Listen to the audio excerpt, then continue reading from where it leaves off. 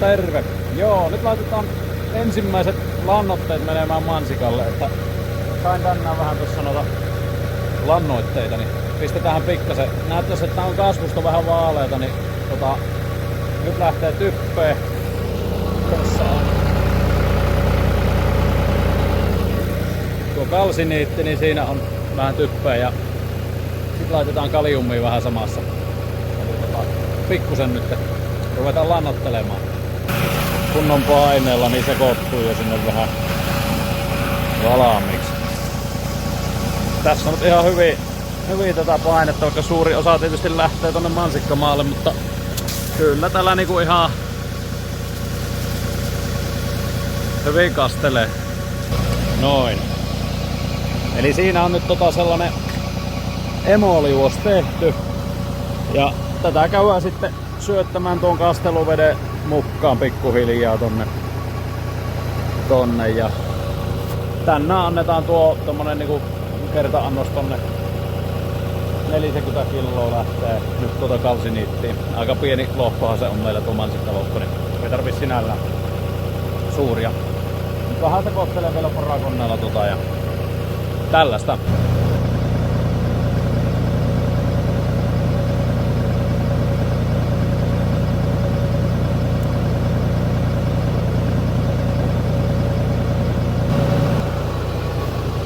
Joo, nyt on laitettu sitten letku sinne lannoitesäiliöön ja tästä imupuolelta käyn syöttämään sitten pellolle. Eli tässä on painepuoli pumpun jälkeen ja ennen pumppua on imupuoli, niin tästä vaan sit silleen sopivasti pikkasen avataan. Mulla on tuolla tollanen pieni merkki tehty näytössä, se on melkein siitä näkyy. Siihen kun käännetään, niin saadaan semmonen aika sopiva syöttö siihen. Joo, eli myös on tosiaan edellisvuosina silleen testannut johtokykymittarin kanssa, niin suurin piirtein tietää mihin niin kuin vesimäärää se syöttää tuon lannoitteen sitten ja millaista vauhtia. Ei me niin liian jäykkänä voimakkaan se lannoite sinne, että se saattaa juuri sitä vauhtia noktavioituksia tehdä, jos liian ärmäkkänä lähtöön menemään. Semmoinen tuntuma on jo tuohon, että ei tarvii joka kerta mittarilla käydä mittailemaan erikseen. Mut muutenhan tää on semmonen aika perus niinku simppeli viritys sitten tää, että ei mitään sen kummempaa automatiikkaa tässä ja siitä lannoitteet lähtee.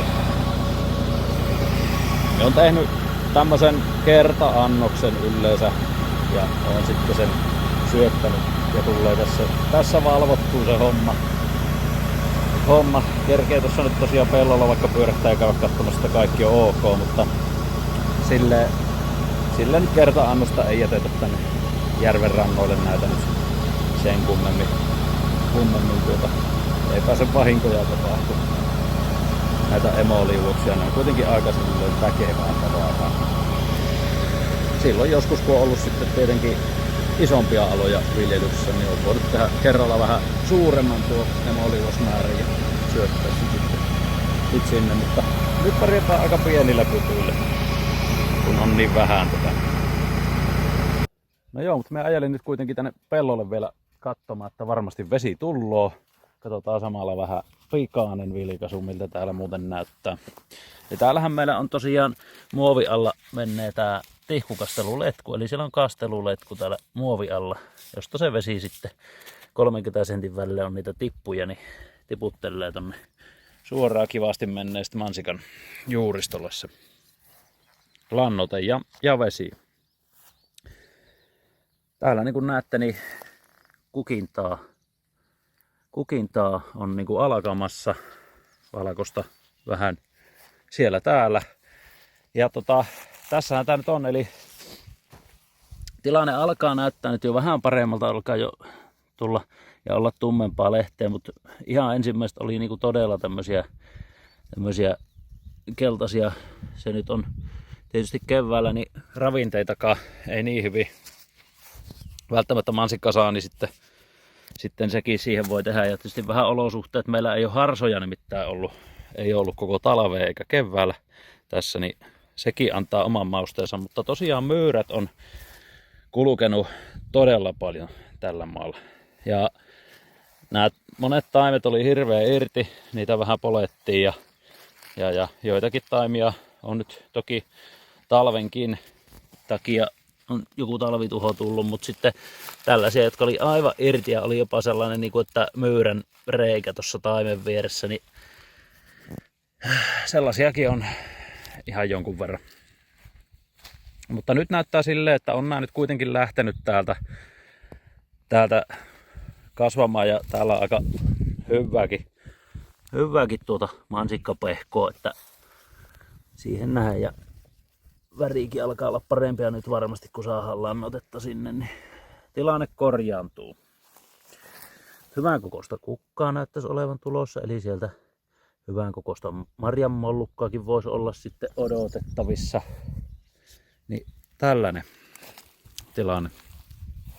Nyt sitten. Tästä on 2 kertaa on ajanut tuolla traktorisilla leikkurilla eli rapilla nämä käytävät. Ja niin kuin näette, niin jälki on ihan hyvää, kun se ajaa riittävän aikaisin. Se ei kerkeä niin hirveän pitkäksi niin kuin viime vuonna. Vaikka sanoinkin, että se on hirveän turreikoitunut, että tälle ei normaalisti päästetä mansikkaamaata sillä vanhalla maalla kun ajoin. Niin siellähän oli sitten asiantuntijat sanomassa tietenkin, että tuommoisella koneella ei tee mitään. Mä sillä tietysti siihen tarkoitukseen tehnytkään, niin kuin me sanoinkin, että ei se semmoisen ollut. Mutta tämmöisen se toimii ihan hyvin. Eli tässä vaiheessa ainakin nyt, kun ei vielä marjaa ole ja näin, niin voi aika silleen huolettomasti ajaa. Niin hyvin siisti jälki tullut ja nopeasti. Niin siinä on nyt sitten vähän mansikkapellon tilannetta. Kyllä täällä kärsinyttä taintakin on. Ei ole niin hirveän hyvän näköistä. Mutta tää on piristynyt todella paljon nyt, että nyt tää alkaa näyttää jo vähän niin kuin mansikkapellolta. Että olin enemmän huolissaan tuossa keväällä, vielä sanotaan viikko pari sitten.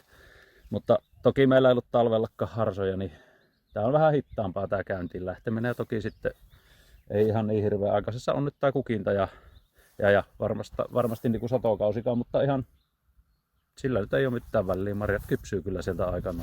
Kesän aikana saamme sitten mansikkaa.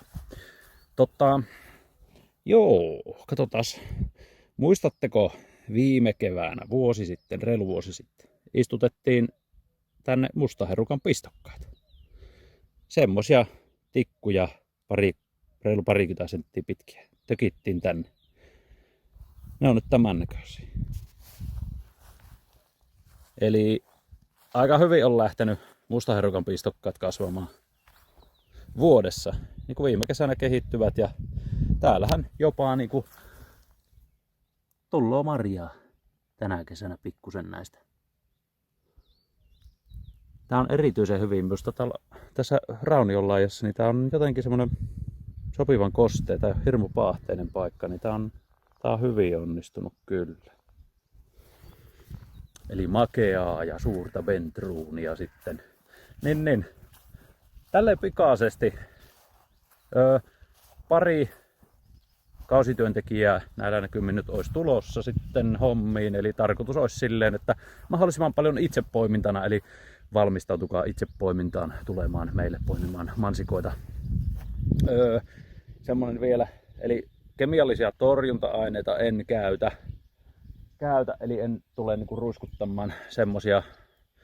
Pikkusen nyt vielä, jos näyttää, että alkaa härmävikkaa tulla, niin sit voi olla, että ruiskutan rikkiä, joka ei tietenkään torjunta-aine, sehän on lehtilannoite ja se on luonnonmukaisessa tuotannossakin jopa sallittu.